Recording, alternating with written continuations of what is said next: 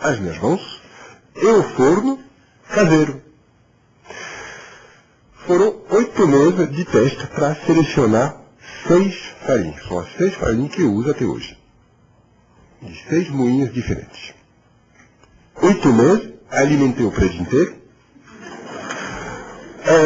Peguei uma análise da qualidade dos meus pães pelos meus vizinhos. Então, como que você achou dessa? Esse eu achei assado, eu achei assim, paraná. Também, assim que eu descobri qual era o comportamento do consumidor de pão brasileiro em cima do produto pão, que eu descobri que o francês, como que eu gosto de um pão?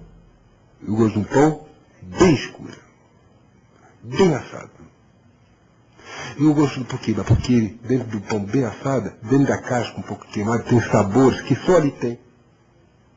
Como o francês, eu gosto do pão que quando você morde, quebra a crosta, porque tem uma crosta consistente. Gostamos disso. Como o francês, eu gosto do pão que quando você mastiga, você faz uma ginástica, tá? Tem aqueles músculos aí, tá? É assim que eu gosto do pão, como o francês. E aí, nesses 8 meses, o que eu descobri? O brasileiro não gosta disso, não. O brasileiro gosta do pão bem clarinho, que nem essa mesinha ali. Casca. Pra machucar minhas gengivas, mas nem pensar.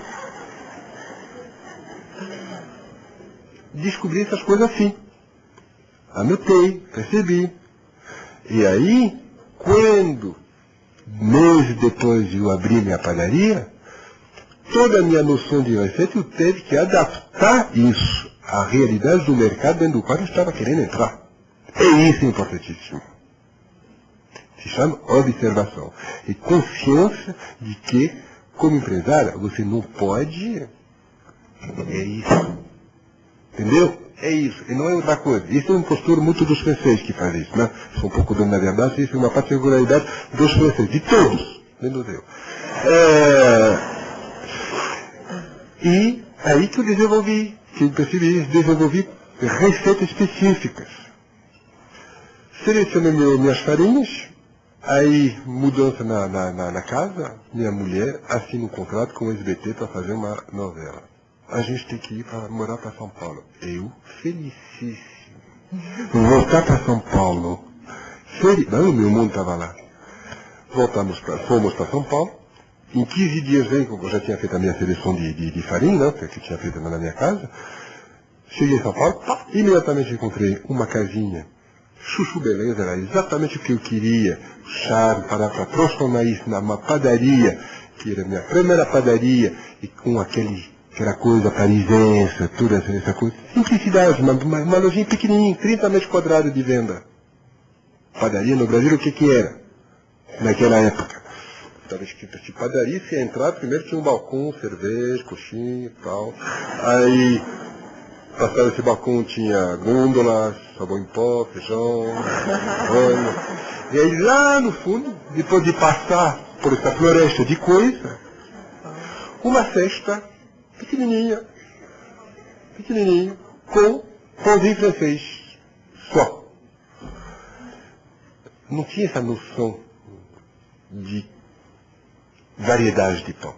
E, por mais que está, para mim, quando está escrito padaria na sua loja, na rua, significa o quê? Que faz e vende pão. No caso, era um pouco diferente. Então, eu quis mostrar que, espera aí, eu sou padeiro. Eu não vendo, eu quero vender pão e derivado de pão. Então, minha loja é uma loja tipicamente francesa, pequenininha, 30 metros quadrados, pequena. Atrás dela, sim, 100 metros quadrados de laboratório. De laboratório que eu chamo de fábrica de pão. Como não tem uma palavra específica no que não conheço, se vocês conhecem, agora aí vocês me dizem que eu detesto falar fábrica de pães. Laboratório não é muito mais melhor, mas eu acho melhor, porque laboratório, assim, uma coisa faz, então eu preciso chamar assim. Enfim, e nessa lojinha, colocando, transformando ele, fazendo com que a loja eu chamo isso de um envelope, né?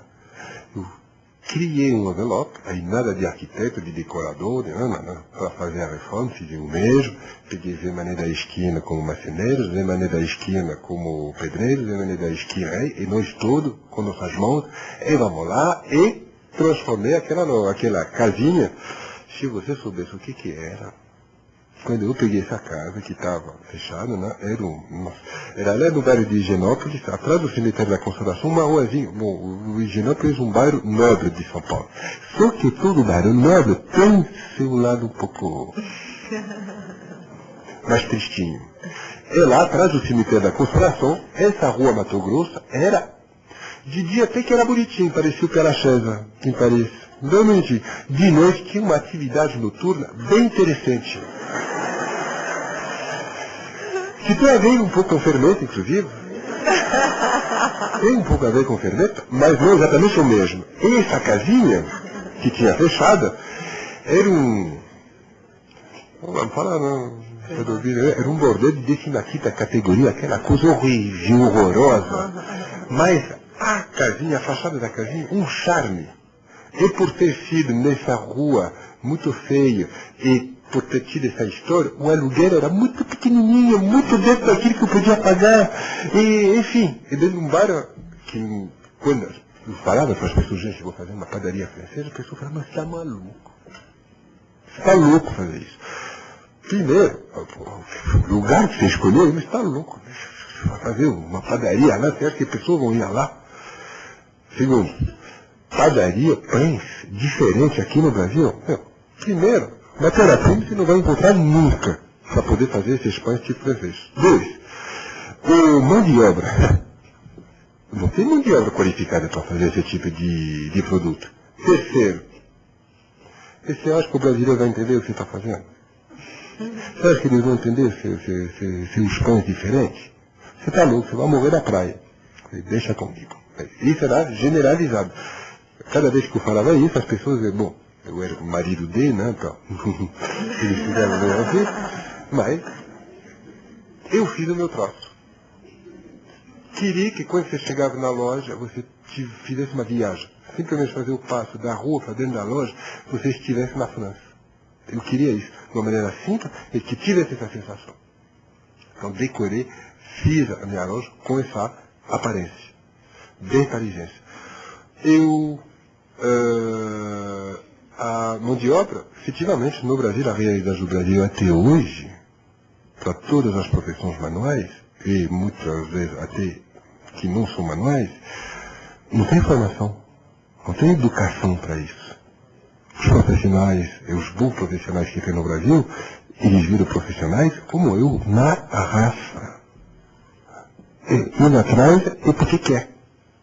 Então, não tem formação, mas tem gente louco para aprender a partir do momento que você dedica tempo, paciência, respeito. Aí sim, você descobre talento e de monte. Então é exatamente isso que eu fiz.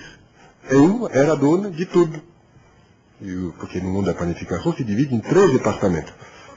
Fazer os pães, uma coisa, fazer os folhados, coração, brioche, todas essas coisas, é uma outra